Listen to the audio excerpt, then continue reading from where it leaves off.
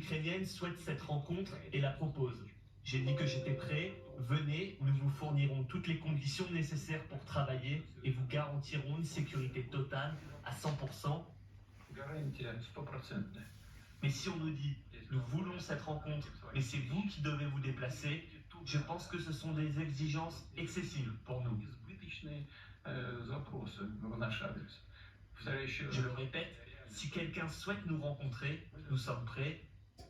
Le meilleur endroit pour cela est la capitale russe, la ville héroïque de Moscou. Monsieur Zelensky, si vous souhaitez qu'on discute, venez donc à Moscou et on assurera votre sécurité. Donc, évidemment, réponse de Volodymyr Zelensky hier. Il peut venir à Kiev. Vous savez, si une personne ne veut pas me rencontrer pendant la guerre, bien sûr, il peut proposer quelque chose qui n'est pas acceptable pour moi ou pour d'autres. Mais c'est compréhensible, je ne peux pas aller à Moscou. Alors que mon pays est sous les missiles, sous les attaques chaque jour, je ne peux pas aller dans cette capitale de ces terroristes. Hélène, on est d'accord que c'était le job de Donald Trump, qu'il a accepté d'ailleurs très volontiers, d'organiser une rencontre entre Vladimir Poutine et Volodymyr Zelensky. Cette part-là de Donald Trump, du contrat de Donald Trump, n'a jamais été honorée. Il avait même donné un délai. Ouais.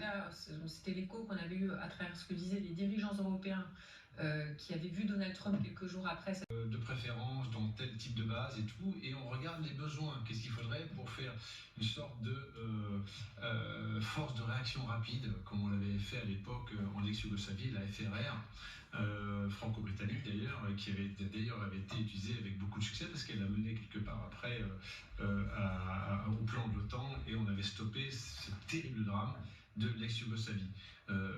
Et ça fait 25 ans maintenant, c'est un succès occidental.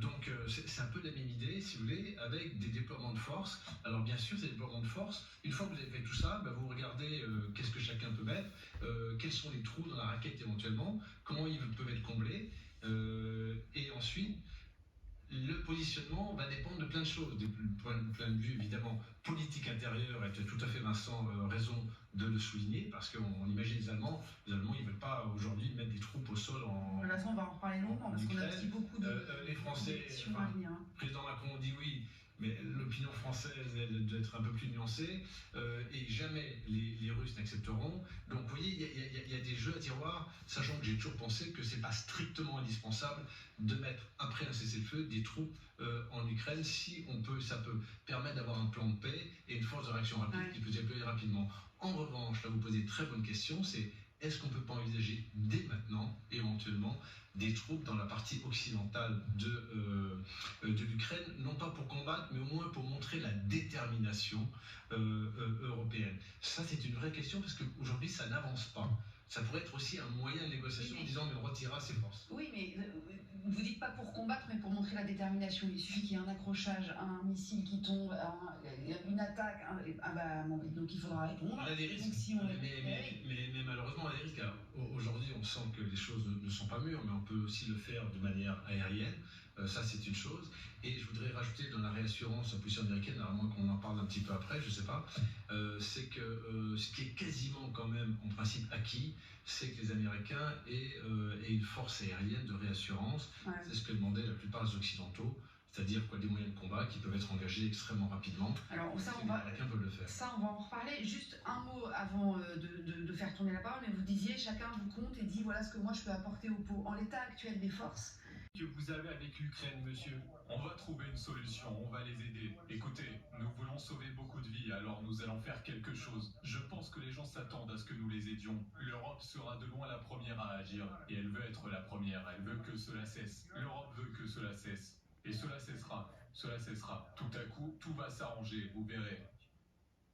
En fait, ce qu'il nous dit là, Vincent Crouzet, c'est qu'il nous dit, écoutez, on est très contents si les Européens et autres arrivent à faire effectivement ces garanties de sécurité, mais nous, c'est pas tellement notre rôle pour le moment. Nous, on fera service minimum, vous savez, on va pas trop s'impliquer là-dedans.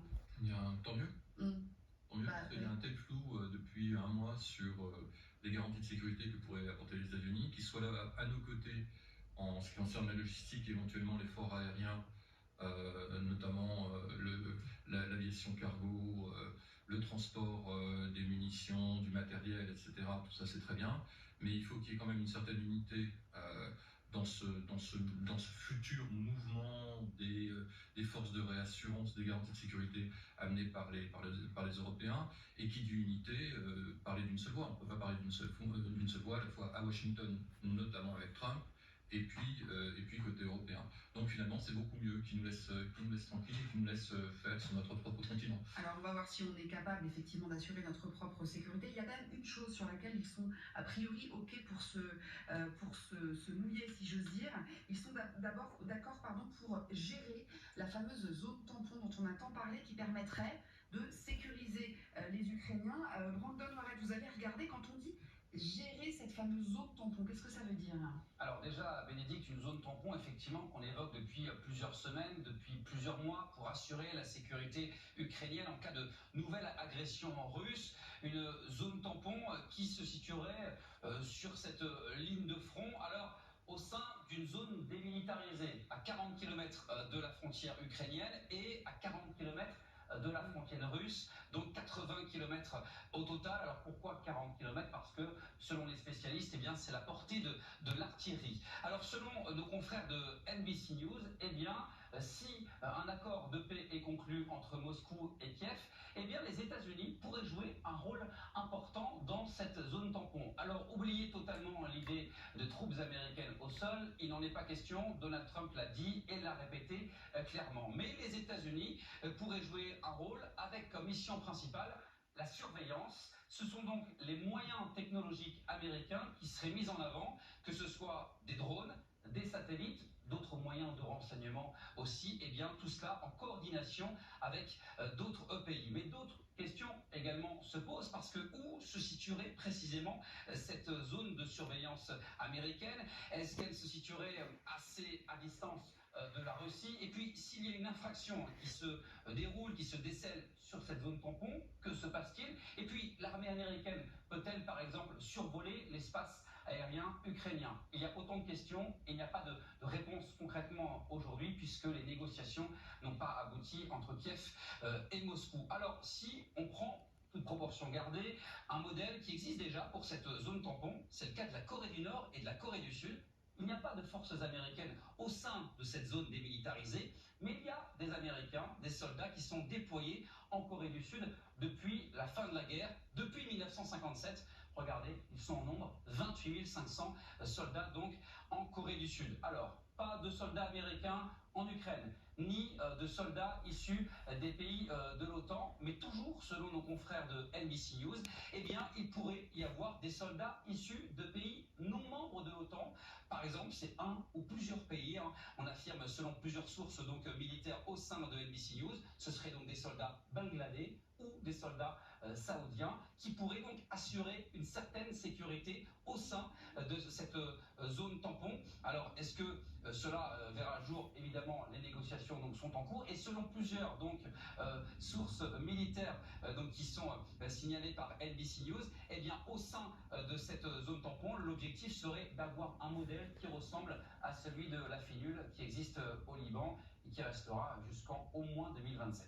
Qui est une force de maintien de la paix. Merci beaucoup, merci Brandon. Alors je sais que comment on peut avoir une espèce de zone tampon qui est une zone qui serait bien plus large que ce qui est le cas de la zone démilitarisée, par exemple en Corée du Nord, enfin entre les deux Corées.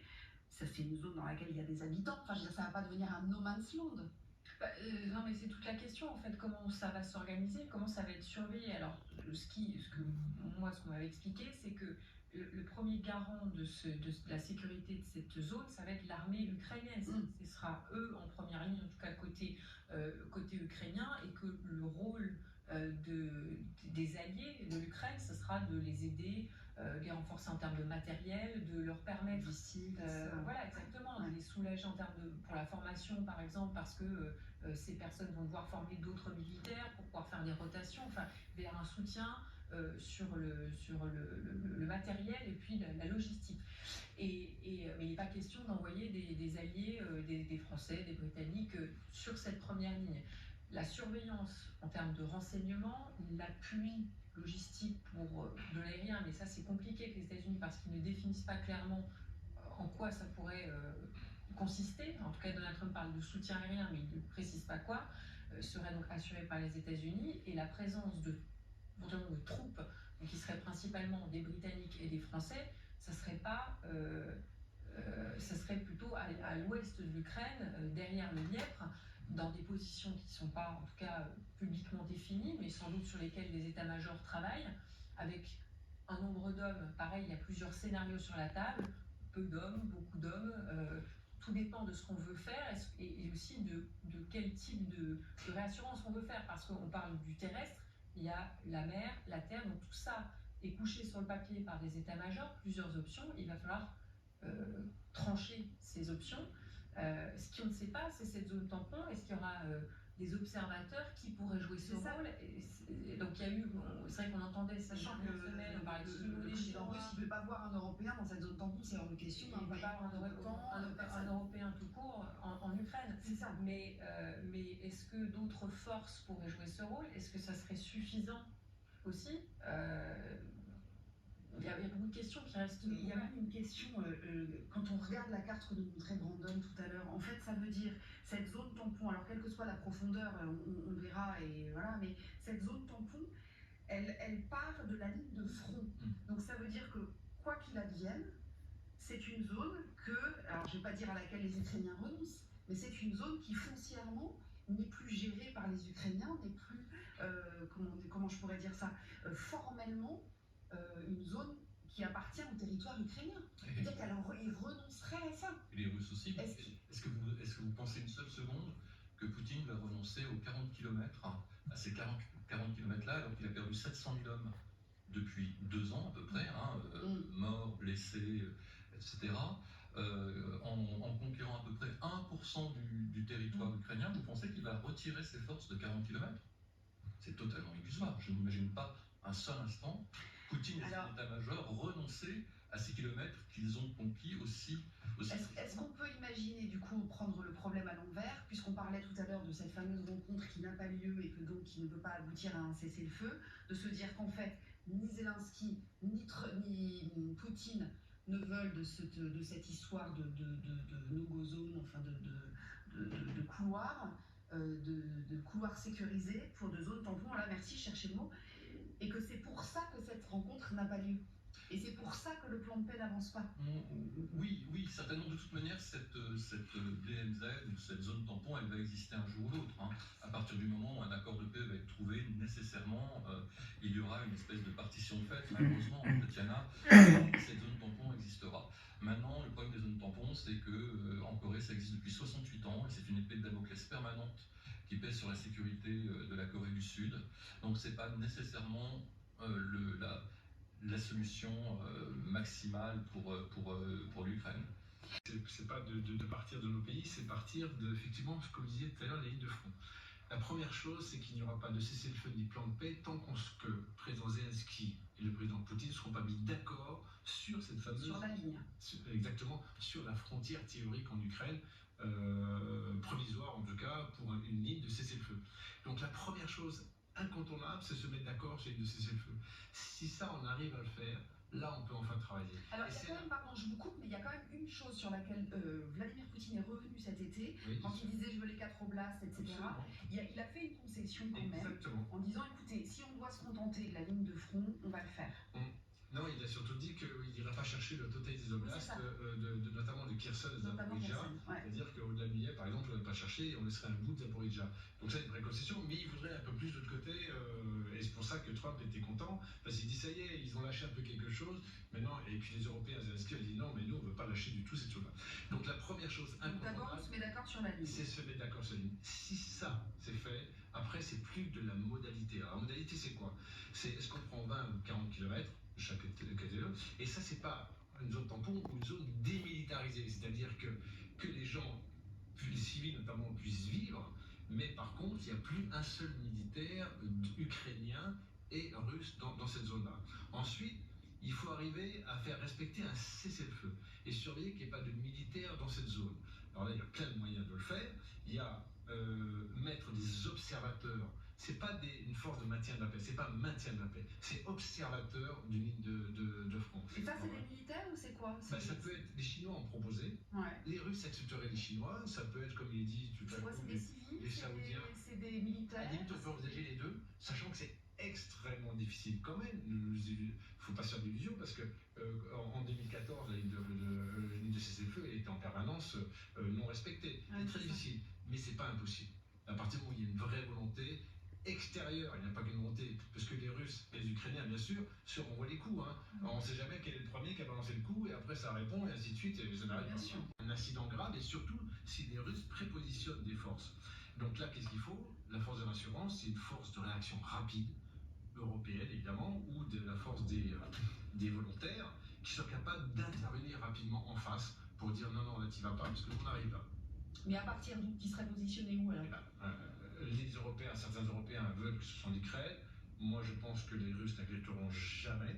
Donc, il vaut mieux les mettre à la frontière. On évoquait Tatiana tout à l'heure en Pologne, en Roumanie, dans les Pays-Bas. Mais c'est qu'une question de temps, mais ça va très très vite. Très, très vite. En plus, vous avez une observation en permanence de ce qui se passe. Vous pensez bien que le déplacement des troupes, il ne va pas être discret. Je veux dire, par contre, les gens sont en permanence en train d'observer ce qui se passe sur le front. Donc, c'est quand même une garantie, une première garantie. Et ce que veut la réassurance, donc ça, les Européens peuvent faire, les volontaires peuvent le faire, avec des modalités qu'il faudra définir. Et enfin, la troisième chose, c'est la fameuse garantie des Américains, c'est quoi? C'est que les avions de combat soient prêts à intervenir, c'est nécessaire. Et en plus, mettre des moyens logistiques, et puis en plus avec les renseignements. Donc avec tout ça, on peut faire quelque chose, un deal. Et ça dure combien de temps? Parce que... Je veux dire, il y a un seul point clé, c'est se mettre d'accord sur la ligne de front.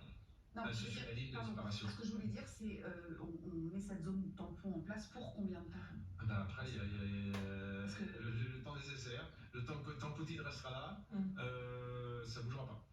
Et qui paye tout ça? Après, tous les pays vont donner leur contribution comme une force produit. Ça, c'est, à mon avis, c'est pas le sujet majeur parce que. Non, mais c'est le sujet pour Trump quand même, parce que.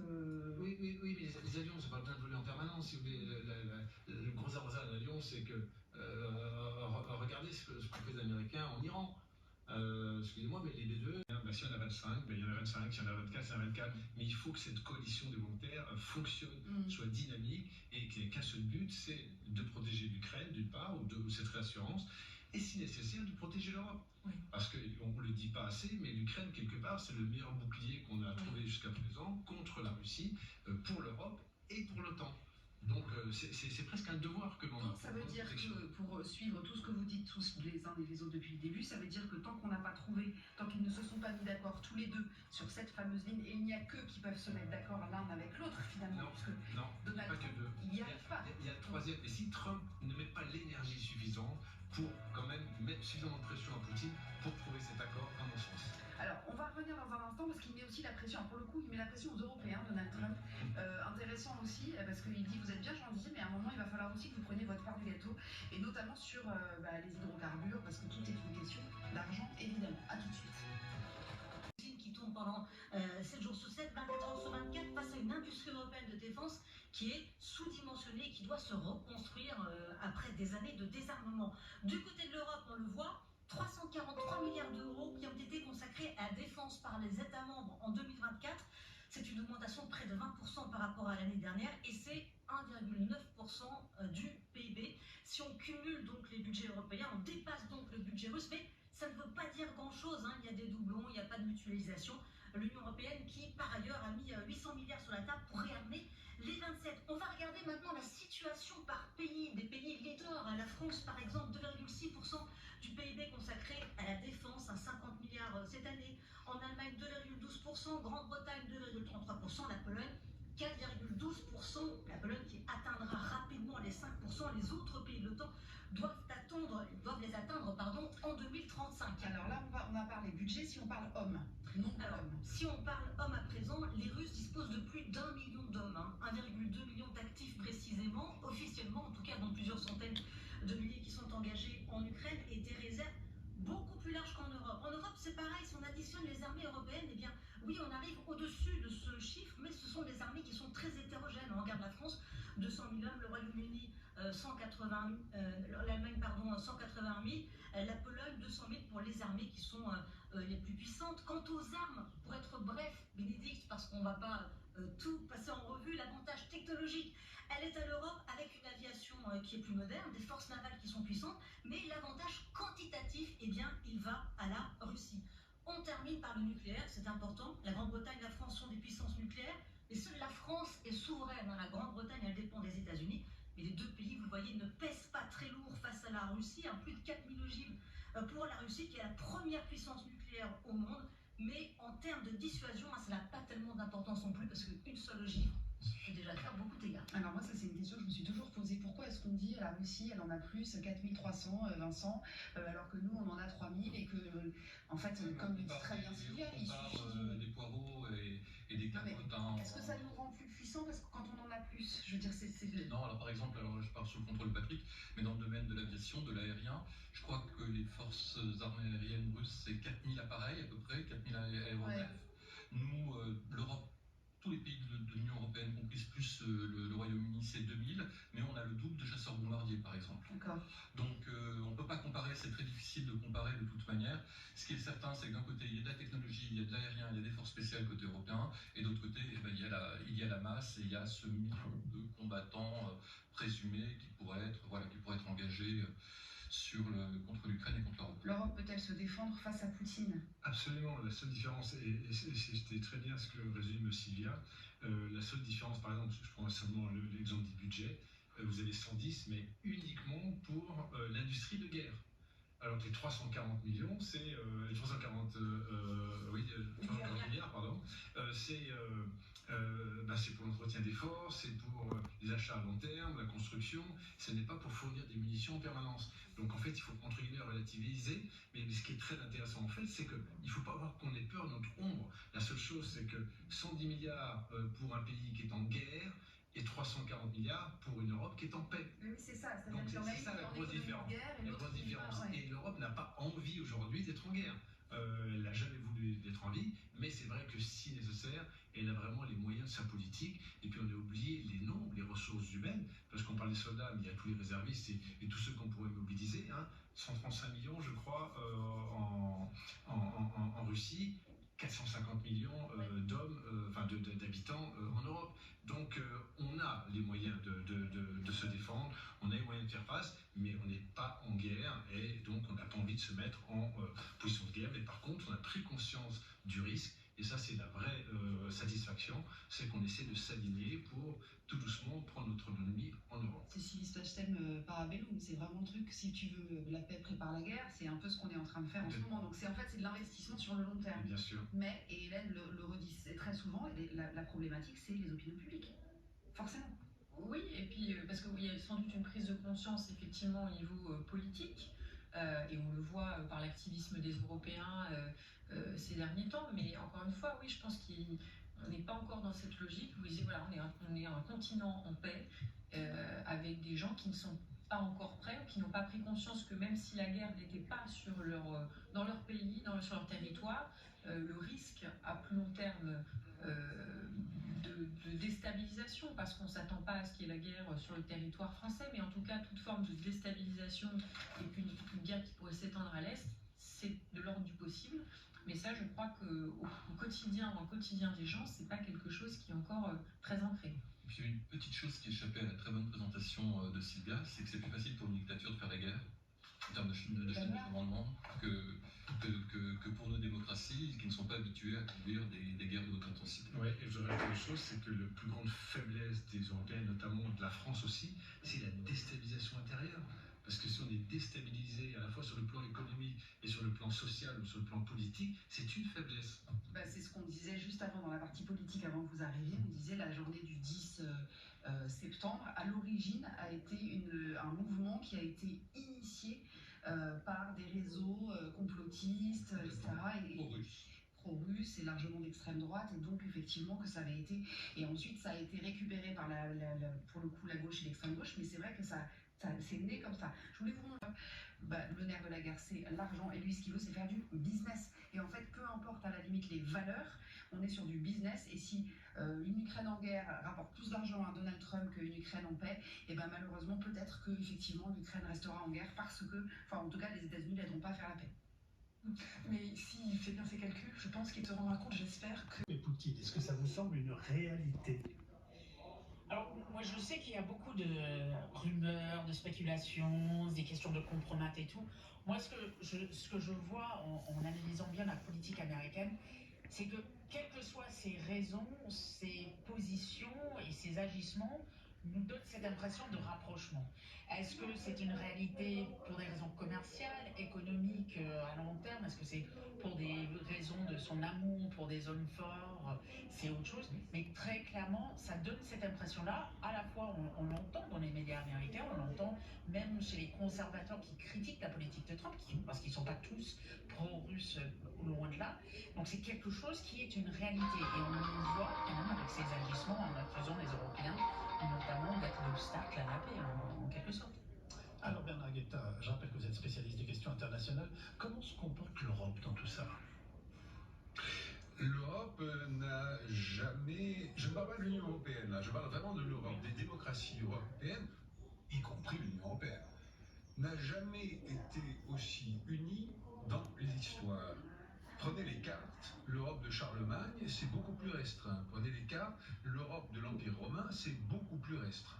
Géographiquement, l'Europe est aujourd'hui, va quand même de l'Irlande à la frontière orientale de la Pologne, de l'extrême nord de la Scandinavie à l'extrême sud de l'Italie. On n'a jamais vu ça. Maintenant, politiquement, il y a deux phénomènes. C'est qu'à part M. Orban, le Hongrois, qui est en dégringolade sur sa scène intérieure, il y a une unanimité absolue des Européens dans le soutien à l'Ukraine, alors avec diverses formes.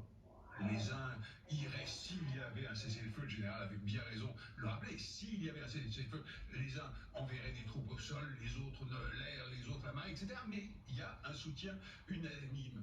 Et troisième point, cette Europe unanime, Grande-Bretagne comprise, qui est absolument fondamentale, cette Europe unanime a réuni autour d'elle ce qui est absolument spectaculaire et systématiquement sous-estimé pour une raison que je n'arrive pas à comprendre, a réuni autour d'elle des pays quand même aussi importants et divers que le Canada, l'Australie, le Japon. C'est pas rien. Pardonnez-moi, ça change quoi la situation? Ah ben ça change beaucoup de choses. Ça change que par exemple quand 7 Européens arrivent le 18 août dans le bureau ovale alors qu'ils n'étaient pas invités, ils se sont imposés en disant on y va pour soutenir Zelensky. Eh bien quand ils arrivent là, ils représentent non pas seulement l'Union européenne, mais l'ensemble des démocraties européennes, plus ce qu'on appelle la coalition des volontaires, c'est-à-dire les pays que je viens de vous énumérer. Oui. Le rapport de force n'est plus le même vis-à-vis de Trump. Et c'est pour ça que Trump commence, je dis bien commence, parce qu'on ne sait pas où ça arrivera, mais commence à céder et à dire que oui, peut-être éventuellement, oh, ça lui tord les lèvres, ça lui tord la bouche, mais à dire que oui, quand même, évidemment, peut-être que les États-Unis pourraient participer à ces garanties de sécurité que les démocraties donneraient à l'Ukraine, encore une fois, en cas de cessez-le-feu. Oui, vous êtes en accord avec j'aimerais, mais je n'en suis pas convaincu. J'aimerais l'être. Je rajouterais quand même un bémol dans le tableau, et il est de taille. Vous avez mentionné Viktor Orban, j'ajouterais Robert Fico, le Slovaque, qui était quand même il y a quelques jours en discussion avec Vladimir Poutine. Mais qui c'est taille, Robert Fico? Pardon? Vous trouvez que c'est taille, Robert Fico? C'est l'Europe. Non. Elle est minorée. Et Berlin, un pays européen, après vous avoir expliqué qu'on est unanime, qu'on va de la Scandinavie au sud de l'Italie, et vous dites que les Slovaques. Mais je suis sûr que c'est taille. On est c'est pas avec les Baltes, et maintenant on est en train de se rendre compte que c'est eux le centre et c'est plus nous. Donc je pense qu'il faut respecter les pays, y compris quand il faut les respecter, mais ils ne comptent pas dans la décision. Regardez ce qui se passe. Mais regardez ce qui se passe. Pas me tenir un discours d'unanimisme et après me dire les Slovaques ne comptent pas. Mais non, que si, qui comptent. Mais non, bien sûr que non. Justement, regardez M. Orban, quand il est à Budapest. Oh, l'Union européenne, la nouvelle Union soviétique, blablabla, blablabla. Et puis il arrive à Bruxelles, il va se laver les mains et il vote. Et M. Fico fait la même chose.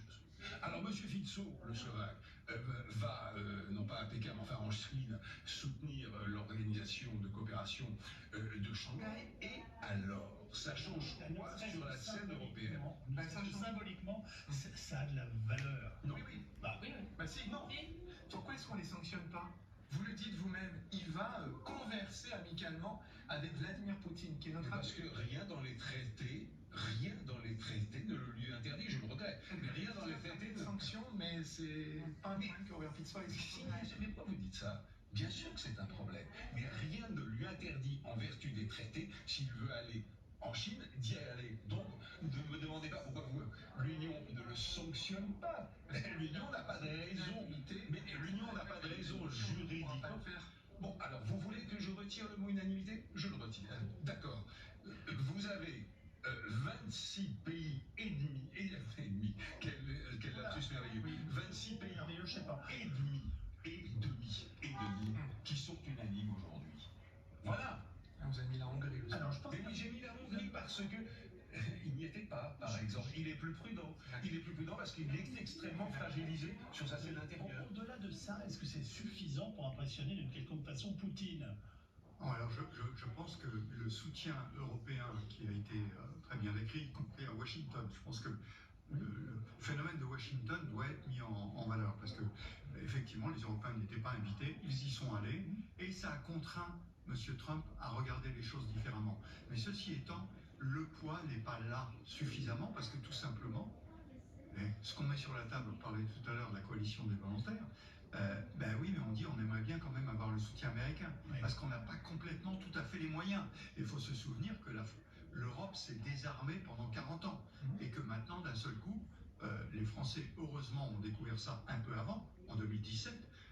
Globalement, les autres pays européens ont découvert ça en 2022. Et que, eh bien, pour remonter la pente, ça va prendre du temps. Et c'est le chef d'état-major, le général Burkhardt, avant de partir, disait à son homologue américain, il disait, écoutez, vous nous avez donné la sécurité pendant 60 ans, vous n'allez pas vous barrer d'un seul coup. Il faut un peu de temps quand même pour qu'on puisse monter en puissance. Et donc, si je veux vraiment songer à se barrer d'un seul coup, je reprends vos termes. Écoutez, je pense, j'y crois pas complètement. Vous savez, le problème, c'est le poids à mettre aujourd'hui dans les négociations. Ça veut dire, vous avez raison, les 80 000 soldats américains qui sont en Europe ne vont pas partir du jour au lendemain. Mais aujourd'hui, quel poids on met dans les négociations? Or, M. Trump ne met pas de poids dans les négociations. Non, j'irai la Cette période est aussi préoccupante et inquiétante. Elle est effectivement très cristalline. On est à la croisée des chemins. Je pense que l'histoire, entre guillemets, des troupes de réassurance, ceux qui n'en sont pas sortiront de l'histoire. Ah mais absolument, je suis d'accord avec vous. Merci infiniment. On revient à la politique française avec cette